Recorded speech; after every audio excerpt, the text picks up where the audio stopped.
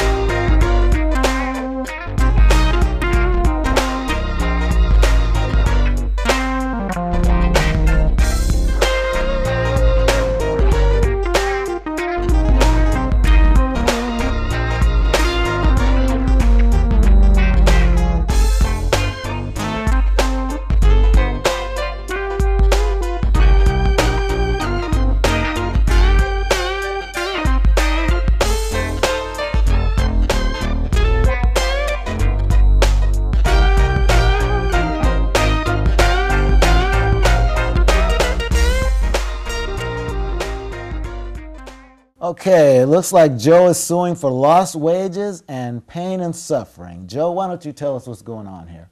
Right, Your Honor. On several occasions, Molly spent over 1 hour, talking to me on the phone about, personal matters that interested the both of us, giving me intimate details about her life, you know what I mean? Bada bing, bada boom. Anyway, we also went out for donuts on 2 occasions, and then we ran into each other at the video store. Although, that couldn't be considered a date because she did not see me. Yeah.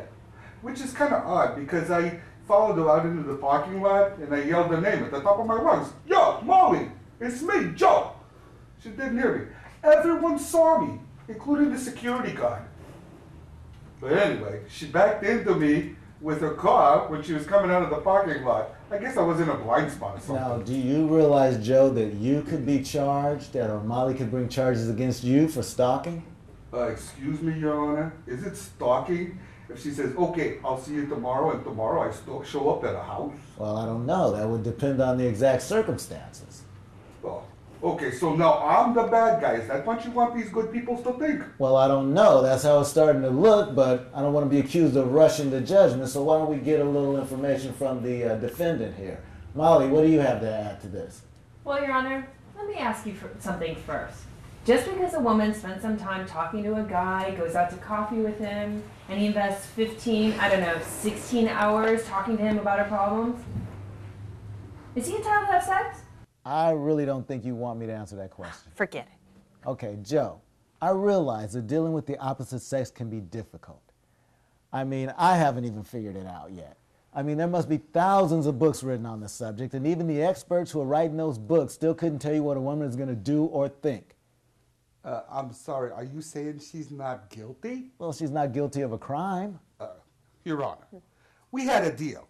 A real deal where I was going to pay for a motel room, and, I made a deposit. I should at least get my motel deposit back. I think that is only fair. Molly, you didn't mention anything about a hotel room in your deposition. I didn't think it was relevant to the case.